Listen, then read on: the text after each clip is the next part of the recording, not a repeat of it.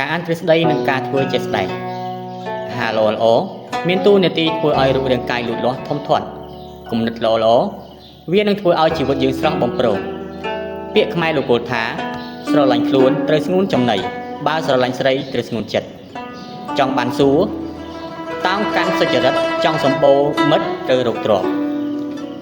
មនុស្សដែលចេះស្រឡាញ់ខ្លួនគឺចេះប្រឹងប្រែងធ្វើឲ្យខ្លួនឯងរីកចម្រើនការរស់នៅប្រឹងប្រែងអភិវឌ្ឍខ្លួនឯងឲ្យរីកចម្រើន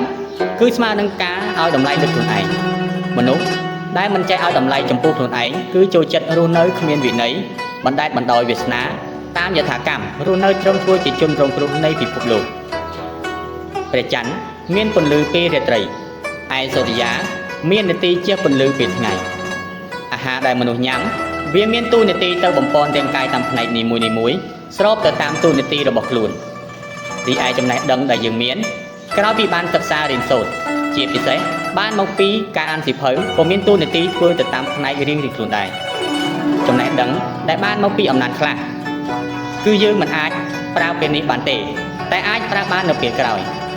បើកលៈទេសៈមិនទាន់មកដល់ចំណេះដឹងដែលបានមកពីអំណាចខ្លះគឺមើលទៅប្រៀបដូចជាអត់បានការតែដល់ពេលណាបញ្ហាមកដល់ទើបយើងអាចអនុវត្តកើតគំនិតដែលត្រឹមត្រូវនិងអនុវត្តទៅបានគឺត្រូវទម្លាក់លក្ខខណ្ឌចូលរីគំនិតខ្លះវាត្រឹមត្រូវដែរតែត្រឹមត្រូវក្នុងខ្លឹមសារគំនិតនិយមប៉ុណ្ណោះឧទាហរណ៍ជាក់ស្ដែងទស្សនៈអ្នកខ្លះយល់ថាជីវិតដែលប្រឹងប្រែងគឺដឹងតែជោគជ័យតែខ្ញុំសូមទម្លាក់លក្ខខណ្ឌចូលដោយនិយាយវិញថាប្រឹងគឺត្រូវតែប្រឹងហើយតែត្រូវប្រឹងឲ្យត្រូវផ្លូវផងត្បិតបើប្រឹងខុសវាមិនខុសពីត្រីដែលហែលទៅនៅលើគោកឬមិនខុសពីបក្សីជ្រមុជក្នុងទឹកទេអ្នកខ្លះយល់ថាចំណេះដឹងគឺជាអំណាចតែខ្ញុំសូមទម្លាក់លក្ខខណ្ឌចូលដោយថាចំណេះដឹងនឹងក្លាយជាអំណាចទៅបានលុះត្រាតែយើងយកចំណេះដឹងទៅធ្វើសកម្មភាពជាស្ដែងបើយើងមានចំណេះដឹងតែមិនព្រមអនុវត្តតើមានអ្វីខុសគ្នារវាងអ្នកចេះអានអក្សរតែមិនព្រមអាននិងអ្នកមិនចេះអានអក្សរអ្នកខ្លះទៀតយល់ថាចំណេះដឹងឲ្យតែយកទៅអនុវត្តហើយគឺដឹងតែល្អតែខ្ញុំសូមទម្លាក់លក្ខខណ្ឌថែមទៀតថាតើវាមានប្រយោជន៍អ្វីដែលអនុវត្តហើយតែមិនបានផលការយកចំណេះដឹងទៅអនុវត្តគឺត្រូវអនុវត្តហើយទទួលបានផលល្អតែបើទទួលបានផលអាក្រក់វិញតើខុសគ្នាអ្វីពីការមិនអនុវត្តនេះគឺមានន័យថាចំណេះដឹងវាគឺជាអំណាចទៅបានលុះត្រាតែយើងយកទៅអនុវត្តជាក់ស្ដែងឲ្យកើតជាផលល្អមានប្រសិទ្ធភាពនេះហើយដែលហៅថាទម្លាក់លក្ខខណ្ឌឲ្យត្រូវទើបដឹងថាអ្វីគ្មានខុសនិងត្រូវទេតែសំខាន់គឺស្ថានភាពចាំបាច់ជាក់ស្ដែងត្រឡប់មកការអានវិញក៏វាមានន័យអញ្ចឹងដូចគ្នាដែរអ្នកខ្លះមានទស្សនៈថាអានហើយមិនធ្វើគឺស្មើនឹងកាំបិតក្នុងស្រោមប៉ុន្តែខ្ញុំយល់ថាចំណេះដឹងខ្លះมันអាចយកមកប្រើបានគ្រប់ពេលទេត្បិតការមានចំណេះដឹងចេញពីអំណាចគឺវាគ្រាន់តែទុកសម្រាប់ឲ្យយើងបង្ការបញ្ហាប៉ុណ្ណោះពេលណាបញ្ហាមកដល់គឺចំណេះដឹងនឹងត្រូវប្រើប្រៀបដូចជាភាពងងឹតមកដល់ព្រះច័ន្ទក៏រះមកឲ្យយើងឃើញផងដែរជីវិតគឺជាការរៀនសូត្រពេញមួយជីវិតតែមិនប្រកាសថាអ្វីដែលយើងអាចយកមកប្រើប្រាស់បានទាំងអស់ទេមនុស្សខ្លាំងចាប់កំណើតចេញពីបញ្ហាអ្នកដែលមនុស្សទូទៅហៅថាសេដ្ឋីគឺកើតពីការលំបាកនិងការប្រឹងប្រែងពីបាតដៃទៅទេអ្នកអានគឺត្រូវយកចំណេះដឹងមកសាបព្រោះតាមរយៈការធ្វើជាគំរូដល់មនុស្សដទៃឬដល់អ្នកចំនួនក្រោយអ្នកអានត្រូវយកចំណេះដឹងមកដុសខាត់ខ្លួនឯងឲ្យក្លាយទៅជាមនុស្សពេញលេញអ្នកអានពុំចាំបាច់ធ្វើអ្វីច្រើនក៏បានដែរតែសំខាន់ត្រូវរស់នៅក្នុងនាមជាមនុស្សមានសីលធម៌មានមេត្តាធម៌ចេះយកចំណេះរកសេចក្តីសុខឲ្យខ្លួនដោយវិធីសុចរិតក៏ល្មមចាត់ទុកថាបានអនុវត្តចំណេះពីអំណាចទៅបានហើយគ្រូបង្រៀនអានសៀវភៅសង្គមល្អអ្នកចេះដឹងអាចរស់នៅស្រួលបានតែសង្គមមិនស្រួលវិញគឺអ្នកចេះដឹងរស់នៅធ្វើល្អធ្វើរឿងត្រឹមត្រូវធ្វើរឿងគុណធម៌ដោយលំបាកការធ្វើសេចក្តីល្អគឺពុំមែនជារឿងងាយស្រួលទេឬពេលខ្លះត្រូវបានមនុស្សមិនល្អចោទយើងថាជាឆ្កួតផងដែរការកសាងសង្គមគឺត្រូវពឹងទៅលើអ្នកចេះដឹងជាពិសេសគ្រូបង្រៀនគ្រូគឺជាបុគ្គលគំរូដែលត្រូវចាប់ផ្ដើមធ្វើអ្វីដែលល្អមុនអ្នកណាទាំងអស់ប្រជាជនខ្មែរខ្លះមិនសូវចូលចិត្តអានសៀវភៅទេប៉ុន្តែអ្វី វាបានកាត់ឡើងជាទម្លាប់ហើយទម្លាប់បានคล้ายទៅជាវប្បធម៌ទៅហើយដូច្នេះមានតែអ្នកចំនួនថ្មីទេដែលត្រូវតែជាអ្នកផ្ដើមទម្លាប់ដ៏ត្រឹមត្រូវដ៏ល្អបំផុតជាពិសេសទម្លាប់នៃការអានសៀវភៅនេះចូលឈប់សួរទៅថាហេតុអ្វីកូនខ្ញុំឬសិស្សខ្ញុំមិនចូលចិត្តអានសៀវភៅម្ដាយឪពុកដែលស្រឡាញ់កូនគឺត្រូវជំរុញកូនឲ្យខិតខំប្រឹងប្រែងរៀនសូត្រជាពិសេសគឺការអានសៀវភៅការស្រឡាញ់កូនការស្រឡាញ់សិស្សគឺមិនមែនចេះតែស្រឡាញ់ទេ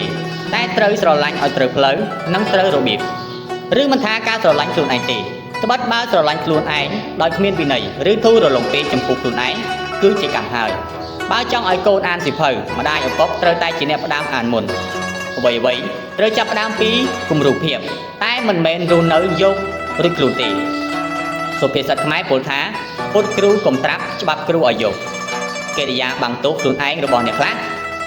គូពុំមានទីឡើយត្បិតវាជាអត្តពលមិនល្អដល់សង្គមទេ